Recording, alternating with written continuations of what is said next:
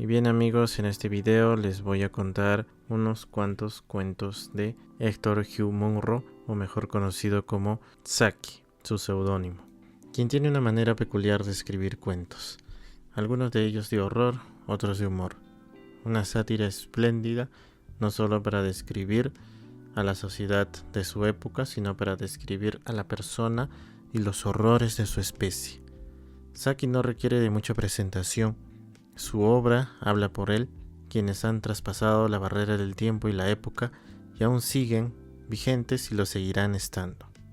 Empecemos con el primer relato. El primer cuento se llama La reticencia de Lady Anne. En este cuento tenemos a Egbert, esposo de Lady Anne.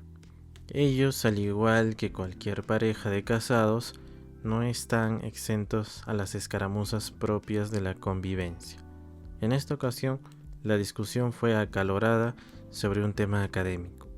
Egbert entra en la sala donde se encuentra Lady Anne en un tono malhumorado o de resentimiento, que simplemente ignora todos los esfuerzos de su esposo por arreglar las cosas.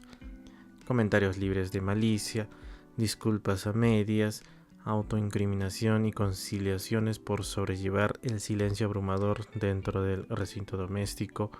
¿Qué podría ser? Tal vez se encontraba mal, pero si fuera así, ella no es reticente cuando sufría de algún dolor, más bien lo manifestaba claramente. Egbert comenzaba a exasperarse, se deprime, pero llega a la resolución de que como él era el culpable de las discusiones, era mejor cambiar su comportamiento y dejarse de llevar por las tentaciones que aparecen a su edad. No obstante, ante estas concesiones, Lady Anne no mostró ningún signo de aceptación, rechazo o sorpresa. Egbert la miraba a través de sus anteojos sin encontrar su mirada. Al salir a comer con su perro, le dijo por última vez: ¿no nos estamos portando como unos tontos? Sin embargo, ante este último mensaje, al salir de la casa, Lady Anne no dio señales de nada, es decir, no dio señales de vida porque hace 2 horas había fallecido. Bueno, ¿cómo podemos interpretar este pequeño cuento? O sea, el esposo no se dio cuenta de que su esposa había fallecido en un tiempo luego de la discusión. ¿O es que ante tal discusión fue evidente que Lady Anne había sufrido una especie de paro cardíaco que le quitó la vida y él ya lo sabía, sino que luego de reflexionar se acercó a la sala a esperar que ella siguiera viva para arreglar las cosas? Porque como dice el inicio del cuento, Egbert entró en la amplia sala de penumbra con el aire de quien no sabe si lo aguarda un arrullo o una bomba.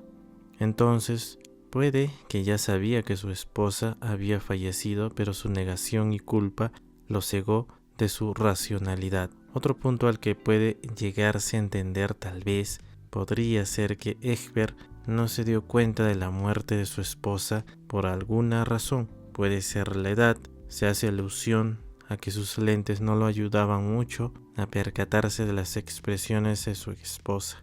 Pero puede ser que el cálido hogar, mezclado con la época y la rutina de por medio, hagan que la muerte no sea parte del festín del día a día, y por ello no era posible visualizar la muerte de la esposa de Egbert, cosa que sí hizo don Tarquinio, el gato de la pareja. Bueno, si tienes otra interpretación, te invito a que comentes. Vamos con el segundo cuento, Sredni Vashtar. Esta es la historia de un niño llamado Conradin, un pequeño de 10 años que tiene una gran imaginación y gracias a ella subsiste frente a una soledad y desprecio efectuada por su prima y tutora, la señora de Rob. Ella no lo quiere a él y él no la quiere a ella, pero ambos saben cómo ocultarlo. Dentro de su mundo, la señora de Rob solo es un intruso, una existencia sucia y ruin. Estaba cansado de que se le pare dando indicaciones y limitaciones a su libertad. Ni al patio podía salir con tranquilidad. Los árboles eran abyectos también, pero no todo era malo. En un rincón de la casa había un galpón de herramientas donde el pequeño Conradin hallaba un refugio de tanta desdicha y de prohibiciones fastidiosas e incomprensibles absolutas. Ese galpón era su mundo, donde habitaban personas y familiares. Sucedían hechos que solo su imaginación podía concebirlos, pero de tanta subjetividad sublime habían dos personajes hechos de carne y hueso. Una gallina de Houdang, y dentro de una jaula habitaba un hurón. Pero este animal, más que un amigo para Conradin, era una deidad para él, y con ello una religión. Cada jueves iba a venerar a su gran hurón Shreni Bashtar, ofreciéndole flores rojas, moras, nueces moscadas en días de festividad. Pero, ¿qué era un día de festividad?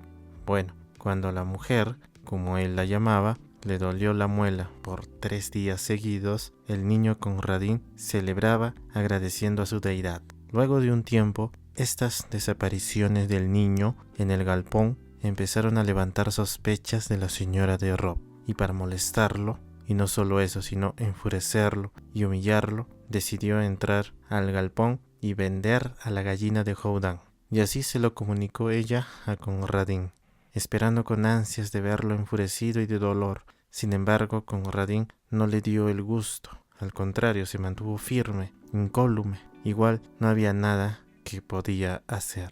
Esa tarde, en el galpón, la ceremonia cambió ligeramente en cuanto a la liturgia habitual para Shreni Bashtar. Conradin hizo una plegaria a Dios. No fue precisa, pero siendo un dios, debía saberlo de antemano. Triste y impotente, se alejó del galpón de regreso a ese otro mundo que tanto detestaba. Y así continuó su plegaria por los siguientes días, hasta que la mujer se percató de nuevo de la rutina de Conradin, así que decidió hurgar en ella, es decir, entrar de nuevo en el galpón. Le quitó las llaves y se fue a investigar. Quería nuevamente lastimarlo con lo que sea que se encontrara allí. Seguramente le causaba felicidad a su pequeño primo y no podía permitirlo. Conradin, en la espera de lo que sucediera allí adentro, solo pronunció su plegaria y se puso a ver desde la cocina el evento que suscitaba. Triste por saber el final de su dios convertido en animal de nuevo, no soportaría tanto dolor. Sin embargo, conforme más se demoraba en salir la señora de Rob, su aire de triunfo resurgía de su pecho y brotaba un brillo incandescente de sus ojos, y a los pocos minutos salió del galpón un animalillo largo, pequeño y con manchas en su cuerpo, perdiéndose por el arroyo que se encontraba cerca. Conradin saboreaba la victoria con los gritos de espanto y desesperación que escuchaba cuando las doncellas fueron a ver al galpón, y su victoria se confirmó cuando escuchó de las doncellas decir: ¿quién le va a llevar la noticia al pobrecito niño? Esta historia nos permite ver la desdicha de un menor frente a un mundo de adultos, cómo el desprecio por aquel pequeño puede llevarlo a desear fervientemente a una deidad imaginaria que le ocurra lo peor a su tutora. No lo dice con detalle, pero intuye que su Dios debe saberlo y procurar que ocurra. Quizá Conradin no sepa exactamente qué es lo que quiere o no se lo imagina con certeza, pero conoce su sentir, y es que a su prima sufra, y es que quiere que su prima sufra tanto como él. La detesta a ella y a su mundo de formalidades suntuosas, y no solo eso, sino la tiranía que sufre de su prima. Incluso podría llegarse a pensar que cuando el médico le dijo que no viviría más de 5 años, lo hizo por influencia de su prima. Sabemos cómo acaba la prima, pero no sabemos cómo será la vida de Conradin a partir de ese instante de victoria. Y por último, vamos con el tercer cuento, la penitencia. Octavio Rutil, o Octavio Rutel, es una persona jovial y alegre.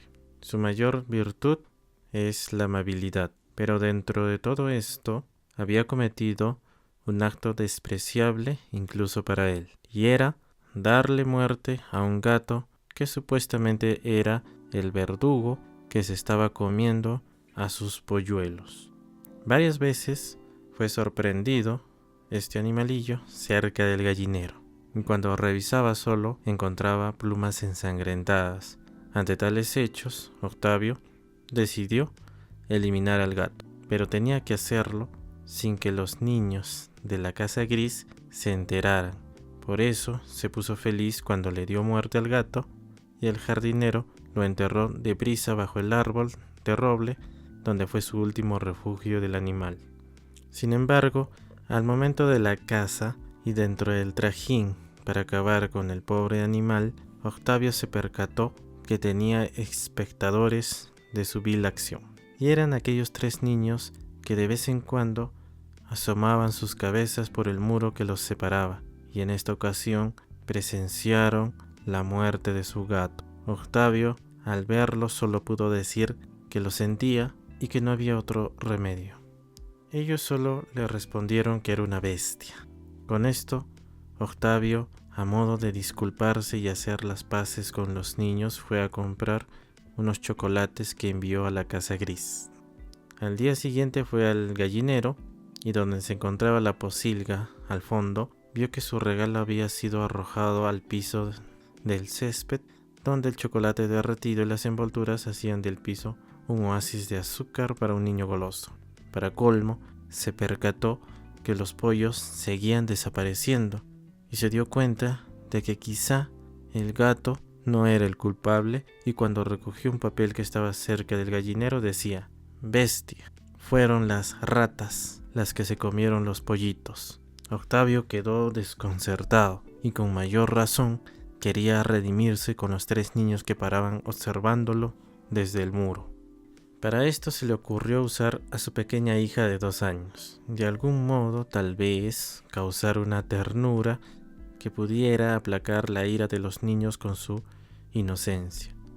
Por ello la puso en su jardín, en un lugar donde era visible para las 3 cabezas que asomaban, y cuando vio que mantuvieron un interés en ella, pensó que su plan estaba funcionando.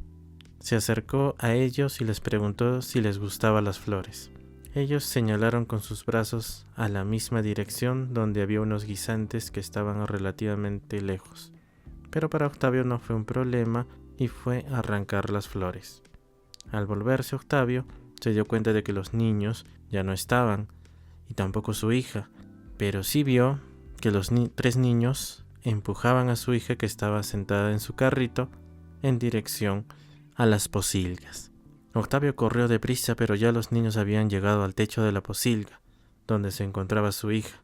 Octavio preguntó qué van a hacer con ella, y ellos respondieron que la iban a arrojar a la pocilga para que se lo coman los cerdos. Mientras suplicaba la cordura de los niños, Olivia cayó del techo en un cenagal de estiércol y paja, donde la niña se hundía lentamente, brotando de ella sollozos y llanto. Octavio, ante tal hecho, saltó sobre el cerco y cayó también sobre otra ciénaga donde le fue imposible moverse a pesar del esfuerzo que hacía. Ante tanta súplica de Octavio por ver cómo su hija desaparecía de la superficie y se la comía el fango, los niños le dieron una solución.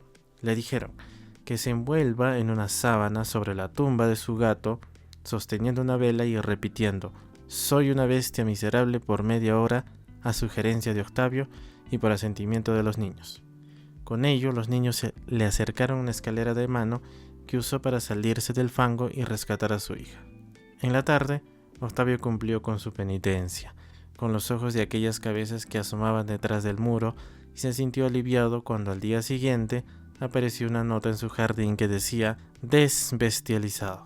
Con este cuento podemos comprobar la genialidad de Saki. Con unos cuentos pequeños como este, nos introduce en la trama rápidamente y no nos deja pensar hasta leerlo nuevamente, porque desde el inicio hasta el final, que es desconcertante y asombroso, nos invita a leerlo nuevamente con más detenimiento.